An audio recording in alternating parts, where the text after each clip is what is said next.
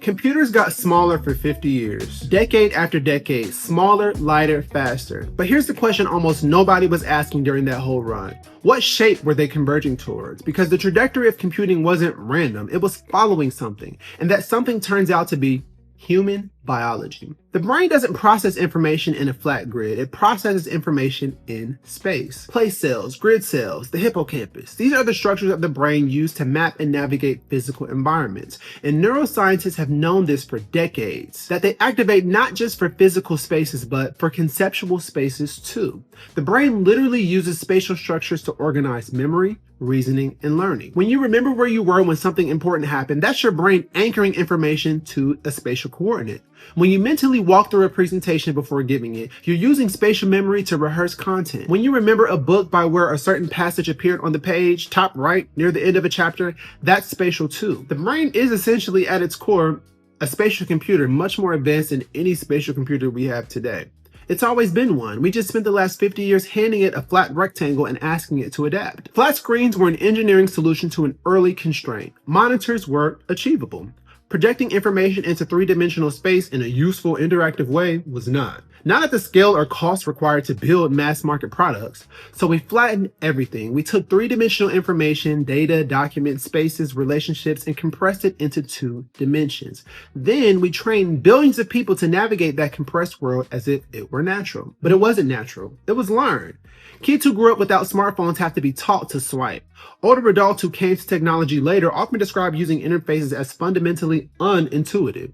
The flatness is a convention, not a biological fit. Now, the science of embodied cognition makes this explicit. The body is not just a vehicle for the brain. Cognition is shaped by having a physical presence in space. We think differently when we can gesture, when we can move around information, when we can interact with it dimensionally rather than through a pointer on a flat surface. Spatial computing doesn't ask you to learn a new interface paradigm. It restores the one your brain naturally already has. When digital information can occupy three-dimensional space, several things that flat interfaces had to strip away come back. Depth, context, peripheral awareness, the ability to place an object in a specific location and have it stay there so your spatial memory can find it again without a search bar, the ability to see multiple streams of information at once without occluding one another because they exist in different positions in the space around you. For education specifically, the implications are significant. Learning is more durable when it is anchored to an experience rather than a text. Spatial environments create the kind of experiential anchor that promotes long-term retention, which is why field trips work, which is why simulations work, why you remember what you did far better than what you read.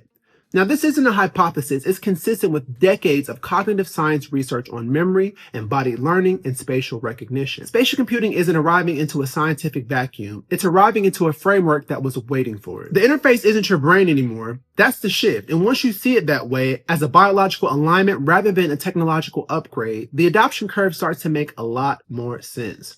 But the technology being biologically aligned doesn't mean the market moves instantly. There's a specific dynamic happening right now in the computing industry that explains why we're at this moment and not 10 years earlier or 5 years later.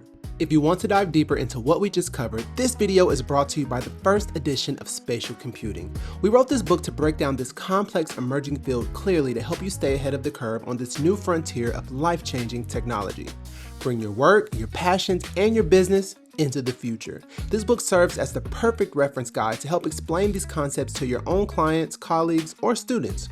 Your book also comes with an executive curriculum that you can use to train your personal or enterprise AI model, creating a massive and evidence-based advantage for your spatial workflow.